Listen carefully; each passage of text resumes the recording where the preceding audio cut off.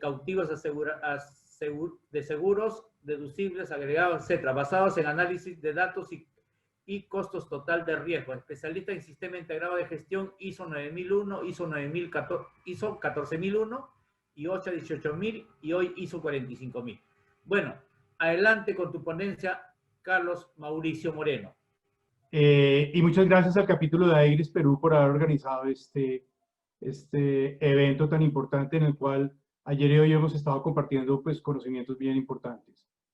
En el tema de la transferencia de riesgos al mercado asegurador, siempre he dicho que hay como dos escuelas en el tema de gestión de riesgos. Los que vienen del campo de seguros y los que vienen del campo de auditoría. Y ese cada vez se viene cerrando ese gap que hay entre esos dos tipos de gestión de riesgos, porque como lo vamos a ver ahora, pues los seguros es uno de los elementos básicos y más comunes para hacer gestión de riesgos, no es el único, pero muchas veces falta esa coordinación entre la gestión de riesgos como tal y las áreas de seguros. Es muy común que estén hasta en áreas diferentes. Entonces, aquí estamos viendo en la pantalla el gráfico común de la ISO 32000 de cuál es el proceso de gestión de riesgos, donde nos dice que es un establecimiento del contexto, después todo el proceso de apreciación del riesgo, que es identificarlo, hacer su análisis, hacer su evaluación, y después del tratamiento del riesgo. Y de ese tratamiento de riesgo, un pedacito es el tema de seguros, pero ahorita vamos a ver lo importante que es, ¿cierto? Y cómo se debe tratar y los retos que nos trae hoy en día o una serie de circunstancias que está sufriendo el mercado de seguros y que está haciendo que sea algo convulsionado.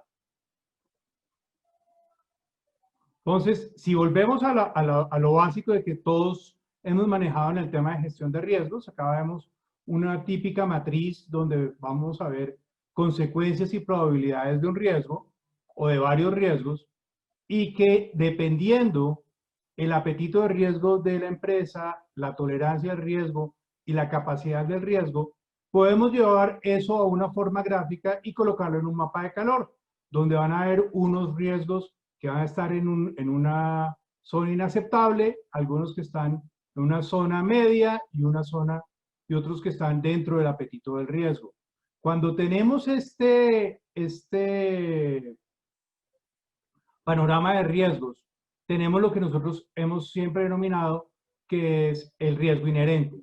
Sin embargo, este riesgo inherente, tengo que hacer un siguiente ejercicio, que es establecer los controles, y dependiendo de esos controles que se establezcan, pues todos lo sabemos, nos queda el riesgo residual. Y ese riesgo residual es sobre el cual tengo que manejar las decisiones de cómo voy a tratar ese riesgo. Y en ese tratamiento de riesgo, ¿cierto? Vamos a ver, esta es otra forma gráfica de ver lo que les acabo de decir. Vamos a ver que ese tratamiento de riesgo lo puedo o asumir, o reducir el riesgo, o eliminar el riesgo, o transferir el riesgo.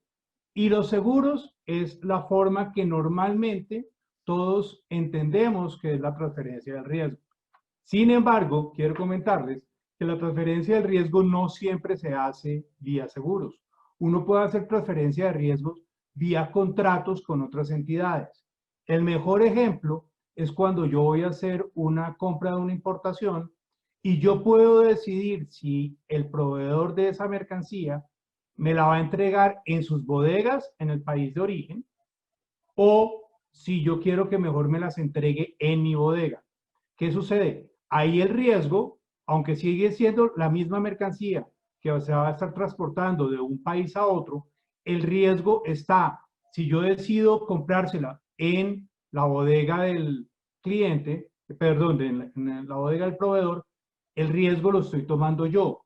Pero si yo decido que no, que yo quiero que esa mercancía me la entreguen en mis bodegas, el riesgo, aunque insisto, siendo la misma mercancía, siendo la misma aventura del trayecto de esa mercancía, el riesgo lo está asumiendo es el vendedor.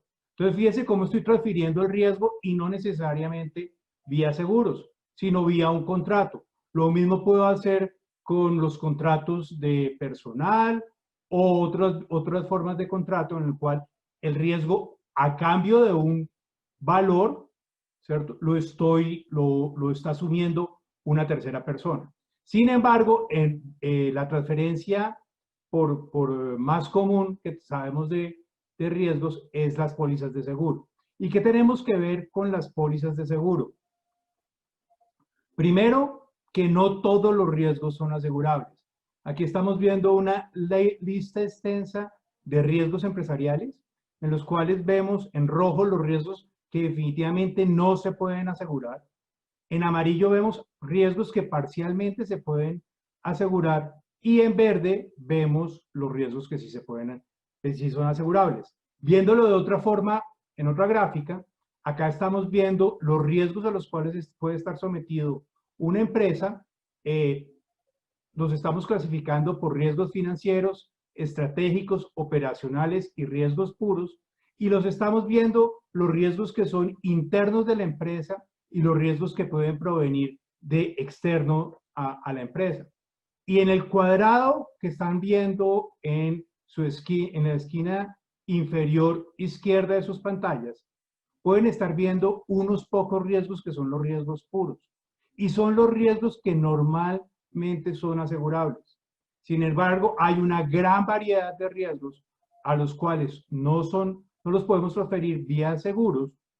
Sin embargo, estos riesgos que son transferibles vía seguros normalmente tienen una característica que son de una fuerte concentración y de una magnitud grande, como puede ser el riesgo típico del terremoto, donde nadie, por más controles y por más medidas que tome, va a decir que definitivamente el riesgo de terremoto es de baja severidad. Aspectos a tener en cuenta con los seguros. El primero, se puede pensar que los seguros fue la primera forma de gestión de riesgos. Antes que naciera toda esta cultura de gestión de riesgos, todas estas herramientas, todas estas normas, pues los seguros tienen más de 5 siglos y era una forma de cómo transferir el riesgo a un tercero, pero que se ha venido sofisticando y cada vez se hace de una forma diferente. Pero es muy importante tener en cuenta que el contratar un seguro dentro de mi desarrollo de una matriz de riesgos no me afecta la probabilidad de la materialización del riesgo. Y más importante aún, que es un error muy común, tampoco me afecta la severidad del análisis. Lo que pasa es que el riesgo, en caso de materializarse, va a tener la misma magnitud, pero quien va a sufrir la pérdida no soy yo, sino va a ser una compañía de seguros. Pero tenemos que ver, y por eso traigo esta imagen del iceberg, que por mejor seguro que yo tome, el seguro solo me va a cubrir un pedazo de mi pérdida. Hay una cantidad de valores monetarios que no van a ser cubiertos por el seguro, arrancando desde el mismo deducible que tiene cualquier póliza, más una cantidad de pérdidas no económicas, pero que me pueden significar mucho dentro del desarrollo de mi actividad, como puede ser el riesgo reputacional o como puede ser el mismo estrés que sufre la organización en caso de un siniestro. Si yo estoy trabajando en una compañía en donde la seguridad no es uno de sus valores más importantes y tengo muchos siniestros, muy seguramente voy a tener un problema de clima laboral, de rotación de personal, que en última se me termina manifestando en pérdidas económicas. Entonces es muy importante tener en cuenta eso. Con los seguros yo estoy transfiriendo únicamente un pedazo de la pérdida, pero como tal el riesgo queda dentro de mi compañía.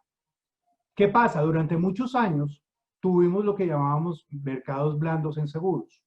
Un mercado blando es un mercado donde los costos no son muy altos porque había mucha oferta, es decir, la competencia por un tema de oferta y demanda, al haber mucha oferta y una demanda estable, pues los precios tendían a la baja. Ofrecían muchos amparos sin ningún tipo de limitación, muchos límites amplios de seguro, y era lo que uno llama, son mercados de compradores, donde debido a que las compañías de seguro recibían muchos recursos y habían muy buenas tasas de interés, le permitía bajar los precios. Sin embargo, en este mercado blando, muchas veces no primaba la técnica. Uno podía ir al mercado a ofrecer un negocio donde inicialmente le presentaban una oferta que podía costar 10, ¿cierto? Y en el transcurso de varias negociaciones, de 10 podía bajar a 5. Entonces quedaba uno que, ¿qué es lo que está sucediendo con los seguros? Y era porque había, como les digo, un mercado blando y las altas tasas de interés ayudaban a suplir cualquier tipo de pérdida. Pero el mundo cambió, ¿cierto? Y en los últimos meses el mercado de seguros ha venido cambiando. Y digo los últimos meses para que ustedes piensen que creen que les voy a hablar del COVID, y no, realmente no es en los últimos meses, es en los últimos años. El mercado de seguros tuvo un endurecimiento muy fuerte. Aquí les estoy mostrando, esto es un informe que el corredor de seguros Marsh saca cada trimestre, donde vemos las tendencias del aumento, la disminución o el aumento de los costos de seguros en el mundo. Vemos que en el 2016 venía permanentemente habiendo reducciones de prima. En el 2017 empezó a subir un poquito, donde uno decía, oiga, en promedio todas las renovaciones van a estar subiendo van a costar más en un 1%. Principios del 2019, un año antes del COVID, ya se veía un aumento en las primas del 3%, segundo trimestre del 2019 del 6%, tercer trimestre del 8%, y terminamos el 2019 con aumentos promedio en los seguros comerciales del 11%. 2020, antes de COVID, primer trimestre, el promedio dio 14%, y ya estos últimos 2 trimestres estamos hablando de aumentos del 19 y 20%. Es lo que se llama que estamos en un ciclo duro, pero un ciclo duro que, insisto, no piensen que es solo por COVID, sino por muchos más factores, y que viene desde, llevamos 12 trimestres en esta situación. Si vemos este aumento en el mercado de seguros por países o por regiones, vemos que no se ve de la misma forma. En Estados Unidos, los aumentos han estado entre el 10 y 18% en los últimos cuatro trimestres. En el Reino Unido, efecto, no COVID, efecto por el tema de Brexit, los seguros han subido muchísimo. Estamos hablando de que en las últimas renovaciones estamos teniendo aumentos del 34%. Lo que se llama Europa continental, aumentos del 15%. Latinoamérica, afortunadamente, nosotros estamos en aumentos entre el 7, 8, 9%, no tan altos. Asia del 9 y del 12%, y lo que se llama Pacífico, hemos tenido aumentos del 31 y 33%, debido especialmente a fenómenos naturales. Pero adicionalmente, si lo vemos por línea de seguro, vemos que los aumentos principalmente están a mano izquierda. Ustedes pueden ver los aumentos en los seguros de propiedad. En los del medio son los seguros en responsabilidad civil, que no son tan altos, pero siguen siendo aumentos. Y a mano derecha ven los aumentos en lo que se llaman líneas financieras. Líneas financieras principalmente está responsabilidad civil profesional y lo que se llama directores y oficiales, o D&O. Entonces, como ven, el tema de los seguros se volvió muy fuerte, muy complicado por ese mercado duro. Este es el informe que presenta Marsh. Antes de eso, vemos en Latinoamérica cómo veníamos de un mercado blando, como les comentaba, y se ha venido endureciendo en los últimos años. La primera gráfica es los seguros de propiedad, la del medio, los de responsabilidad civil, y donde más ha pegado el aumento de los seguros en la región ha sido en los seguros de financieros. Como les decía, esto es basado con un informe de Marsh, pero adicionalmente ahí les dejo las direcciones, ¿cierto? Willis, que es otro corredor de seguros, tiene un informe que más o menos muestra los mismos porcentajes. Aon también tiene su propio informe, y si ustedes quieren hacer un poquito más de seguimiento al tema de cómo están las tendencias de precios en el mercado de seguros, hay una publicación que es el Business Insurance, que tiene un capítulo específico donde salen todas las noticias sobre las tendencias de precios, donde uno le puede hacer seguimiento de cómo está el mundo viendo el tema de los seguros. Entonces, ¿cuánto va a durar este mercado duro de los seguros? Pues nadie lo sabe, es muy complicado. Llevamos, como estaba en mi presentación, yo llevo 30 años en el tema de gestión de riesgos. Nunca habíamos visto ciclo tan largo de 3 años con mercado duro y no sabemos cuándo vaya a terminar. Sin embargo, quiero que ustedes tengan presente cuáles son, en mi concepto, aquellos elementos que han hecho el mercado duro y que pensemos si los mismos van a continuar en el corto, en el mediano o en el largo plazo. Estos son los tres factores. Primero, el COVID, ¿cierto? Es una cosa que, como les digo, eso arrancó en el 2017, siguió en el 2018, 2019, y en el 2020 pues está súper disparado, uno por el tema del COVID. ¿Por qué razón? Primero, siniestros por salud y vida, pólizas de gastos médicos y seguros contra muerte, pues están bastante afectados. Directores y oficiales, que es una cobertura que protege las demandas que le puedan hacer contra los directivos de una empresa. Hay muchas demandas, muchos empleados que están demandando a las empresas o muchos tenedores de acciones o tenedores de bonos que están demandando a los directivos de la empresa por las decisiones que tomaron por el COVID. Todo el tema de responsabilidad civil. Un tema muy importante que es la discusión que hay si los seguros de propiedad que tenían cobertura de lucro cesante, se puede considerar que el COVID es un factor para disparar la cobertura.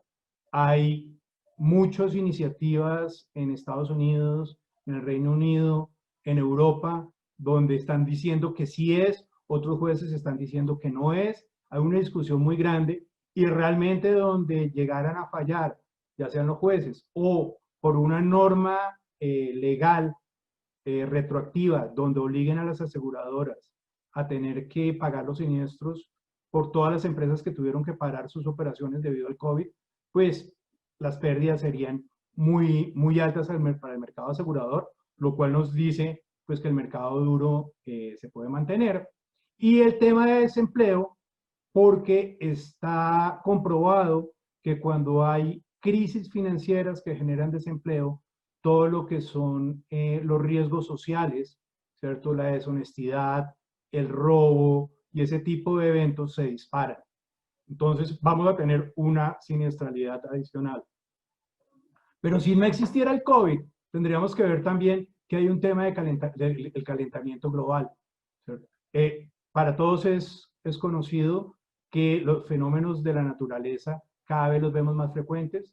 Ayer tenemos un huracán que golpeó una isla colombiana que es San Andrés y Providencia y que hoy está en las costas de Nicaragua. Este año tuvimos una temporada de huracanes que todavía no ha terminado. Todavía nos quedan 13 días de temporada de huracanes. Hemos tenido 31 tormentas que han tenido nombre. Normalmente las tormentas este tipo de eventos rondan dentro de los 20, 22 eventos al año. Hoy tenemos 31, de los cuales más de 10 fueron huracanes y 6 de categoría más de 4. Tenemos todo el tema de los incendios forestales y todo el tema de las inundaciones. Entonces, ¿vamos a continuar con un mercado duro? Yo pensaría que sí. Y adicionalmente tenemos un tercer elemento que son las tasas de interés bajas. ¿Qué tiene que ver las tasas de interés bajas con el mercado de los seguros? Aquí les traigo un ejemplo de Colombia. Estas son las cifras del mercado de seguros de Colombia dadas por Fasecolda, que es la Federación de Aseguradores. Y no sé si ustedes lo sabían, por las compañías de seguros, más del 90% en promedio de su utilidad no proviene del negocio de seguros, sino del negocio financiero. Aquí podemos ver cómo en Colombia, a agosto del 2020, las primas emitidas habían sido de 19 billones de pesos. De esos, la siniestralidad, es decir, los siniestros que pagaron las compañías de seguros, fueron el 61% de esos 19 billones de pesos. Los gastos de intermediación 2.6, los gastos generales 3.9. Para redondearles el tema, el resultado técnico, que es las primas pagadas menos los siniestros y los gastos de operación, le generaron una pérdida al mercado asegurador colombiano de 1.371 millones de pesos colombianos, es decir, 1.3 billones de pesos. Sin embargo, los rendimientos financieros, resultados de todas esas primas que captan, hacen que haya tenido una utilidad de un producto de esas inversiones, una rentabilidad de 2.8 billones, lo cual le da un resultado neto que se ganaron de 1.3 billones de pesos, que es más o menos, mal contados, 300 millones de dólares. Al caer las tasas de interés, esas inversiones van a rentar mucho menos, por lo tanto van a generar una menor utilidad, y lo que van a hacer las aseguradoras es, vía precio, buscar mayores ingresos. Entonces, ante este mercado tan complicado, ¿qué podemos hacer nosotros desde el punto de vista de gestión de riesgos? Lo primero, hay que anticiparnos con toda la información que requerimos para hacer una buena negociación. ¿Y qué es eso, anticiparnos? Tenemos que tener el costo total del riesgo.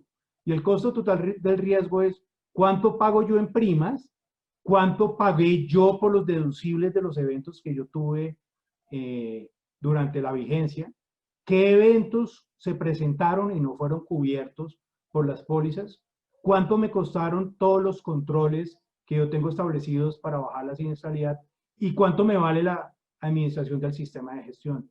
Esa información la tengo que tener no solo de uno, sino de varios años para estar preparado para una negociación. Y debo pedir que para la renovación me presenten términos con por lo menos no menos de 60 días. Uno diría, ojalá fuera más, pero también es cierto y es costumbre del mercado asegurador no dar términos con mayor antelación, porque el mercado cambia. Y hoy en día, más con este entorno VUCA en el cual estamos nosotros expuestos, pues los aseguradores muy difícilmente te presentan términos antes de esos 60 días. Teniendo esos términos de renovación, donde vas a ver qué tanto me aumenta la prima y qué limitaciones o qué condiciones está colocando la aseguradora, tengo que hacer una reevaluación de todas mis matrices y los criterios de toma de decisiones, la famosa decisión de costo-beneficio, porque lo que antes era rentable transferirlo vía seguros, de pronto hoy en día ya no tengo presupuesto para hacerlo y tengo que hacer cambios.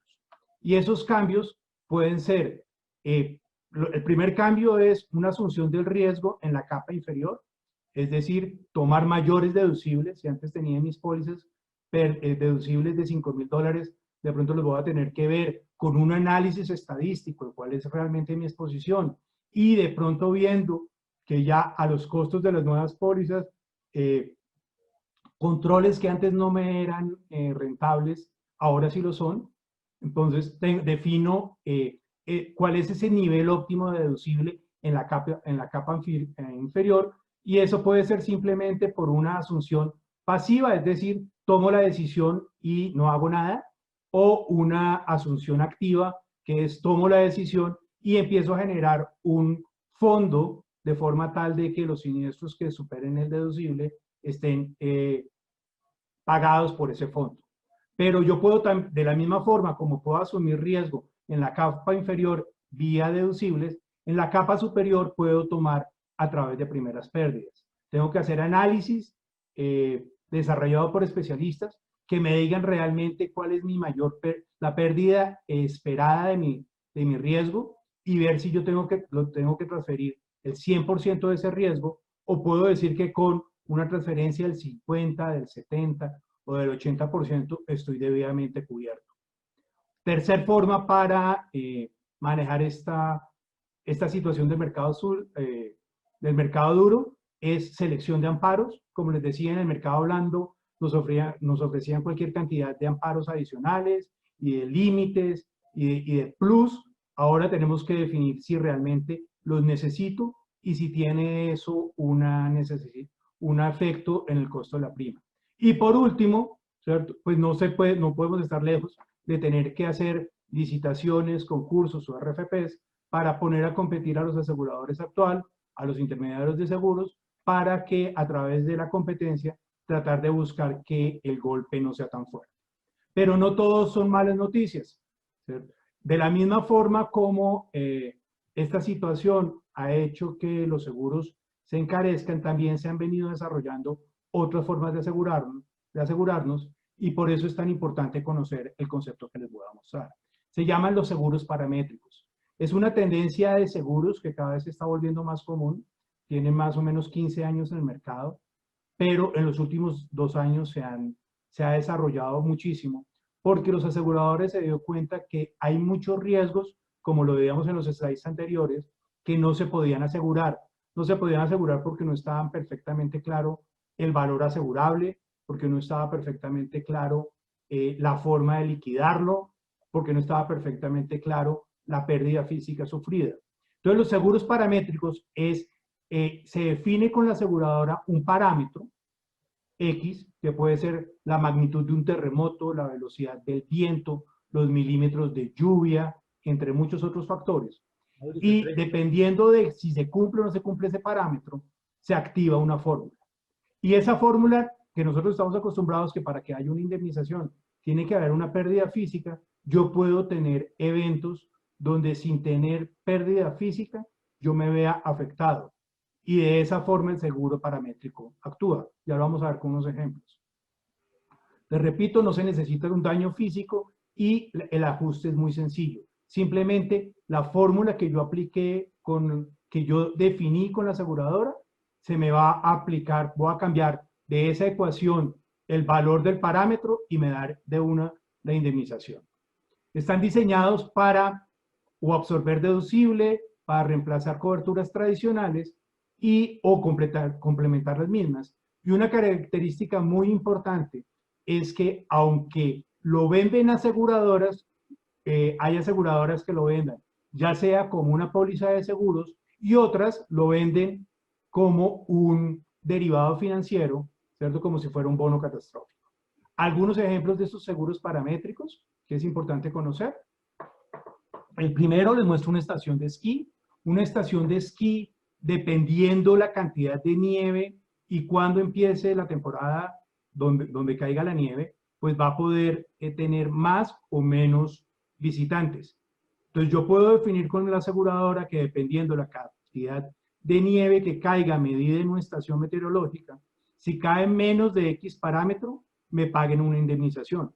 Lo mismo vemos en la segunda fotografía, unos muchachos en la playa.